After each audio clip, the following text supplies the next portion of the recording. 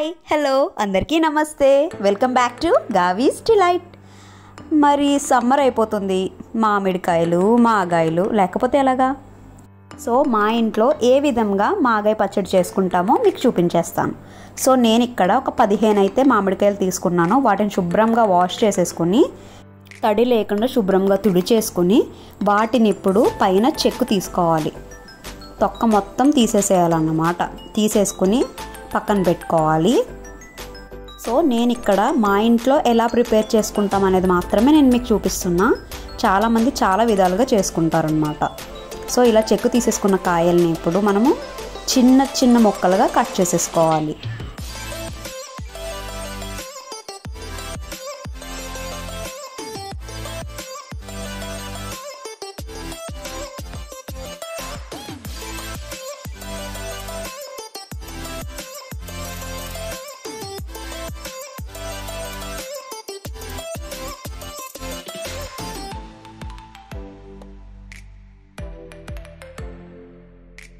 So చూడండి, మనకి ముక్కలు ఇలా రావాలన్నమాట.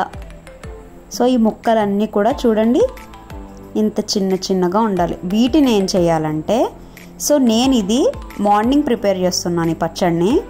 సో కట్ చేసేసుకున్న వెంటనే ఎండలో పెట్టేసేయాలి. ఆ రోజు మార్నింగ్ టు ఈవినింగ్ పెట్టేసేసి ఈవినింగ్ తీసేసుకోవాలన్నమాట ముక్కల్ని. సో నేను ఇక్కడ హ్యాండ్కి గ్లౌజ్ యూస్ చేస్తున్నాను ఏంటి అని అనుకోవద్దు. ఆ కారం అంతా చేతికి పట్టేస్తే చేయి మండుతుంది కదండి. సో దానికోసమే నేను గ్లౌజ్ వేసుకున్నా, అంతే. సో ఇప్పుడు ఈ మామిడికాయ ముక్కలు మంచిగా ఎండాయి కదా. ఇప్పుడు ఇందులోకి కప్స్ ప్రకారంగా 1.5 కప్పు కారం వేసాను నేను. అంటే కొలత ప్రకారంగా 1/2 కేజీలో హాఫ్ అన్నమాట. అలాగే 1 కప్పు వరకు కళ్ళుప్పు వేసుకుంటున్నాను. సో మనకేంటంటే కారం కొంచెం ఎక్కువే పడుతుంది పచ్చడి కాబట్టి సాల్ట్ మనము కావాలంటే తర్వాత అడ్జస్ట్ చేసుకోవచ్చు అనమాట. సో నేను ఇక్కడ 1 కప్పు మాత్రమే వేసా. సో ఇప్పుడు ఈ ఉప్పు కారం కూడా ఈ ముక్కలకి మంచిగా పట్టేటట్టుగా మొత్తం కలిపేసుకోవాలి. సో ఇలా కలిపేసిన దాన్ని నైట్ మొత్తం కూడా వదిలేసేయాలి. మంచిగా పైన మూత పెట్టేసుకొని వదిలేసేయాలన్నమాట. సో నెక్స్ట్ డే చూద్దాము. సో నెక్స్ట్ డే మార్నింగ్ పచ్చడిని తీసుకెళ్ళి ఎండలో పెట్టేసేయాలి. కొంచెం వాటరీగా కానీ చెమ్మగా కానీ ఏదన్నా ఉందంటే ఎండలో ఎండిపోతుంది. సో నేను మళ్ళీ దీన్ని ఈవినింగ్ తీసాను అన్నమాట. తీసేసి ఒక్కసారి కలిపేసుకుని ఇప్పుడు ఇందులోకి పోపు వేసేసుకుందాము. సో పోపు కోసం 1 కప్ ఆయిల్ వేసేసుకుని ఆయిల్ హీట్ అయిన తర్వాత ఒక 15 to 20 వెల్లుల్లిపాయలని వేసేసుకున్నాను. కొంచెం చిదిమి వేసాను అనమాట. అలాగే ఒక 1 స్పూన్ వరకు ఆవాలు, 1 స్పూన్ వరకు మెంతులు కూడా వేసేసుకుని బాగా ఫ్రై చేసేసుకుని స్టవ్ ఆఫ్ చేసేసుకుని ఈ పోపును మొత్తం కూడా ఒకసారి పక్కన పెట్టేసుకుందాము. సో ఇప్పుడు పచ్చడిలోకి మెంతులు ఆవాలు కలిపి ఆడినటువంటి పిండిని ఒక 1 స్పూన్ వరకు వేస్తున్నాను. ఒక్కసారి కలిపేసి ఇప్పుడు పోపు వేయించుకున్నాం కదా, ఆ పోపు మొత్తం కూడా పచ్చడిలో వేసేసుకోవాలి.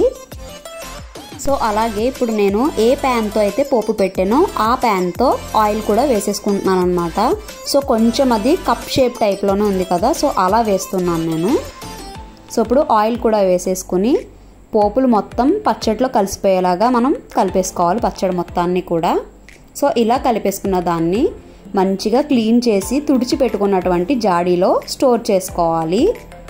సో జాడీలోకి ఇలా పచ్చడి మొత్తం వేసేసుకున్న తర్వాత సేమ్ అదే ప్యాన్తో మళ్ళీ ఇంకొక కప్పు ఆయిల్ లాగా వేసేసుకోవాలన్నమాట. సో అలా అయితే పచ్చడి మంచిగా స్టోర్ అవుతుంది.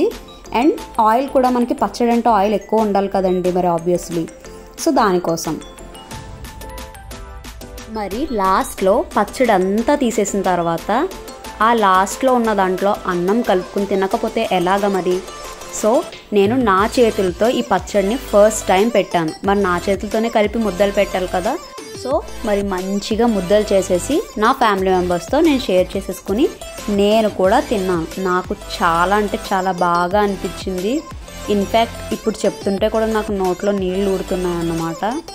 సో అంత బాగా వచ్చిందన్నమాట. మంచిగా స్టోర్ చేసేసుకుంటే మళ్ళీ వచ్చి సమ్మర్ వరకు కూడా తినేసేయచ్చు. కానీ మనం ఉంచంగా తినేస్తాం. సో మీరు డెఫినెట్గా మీరు కూడా ట్రై చేసేయండి. మరి ఈ వీడియో కనుక మీకు నచ్చినట్లయితే please like, share and subscribe. Thank you. Bye.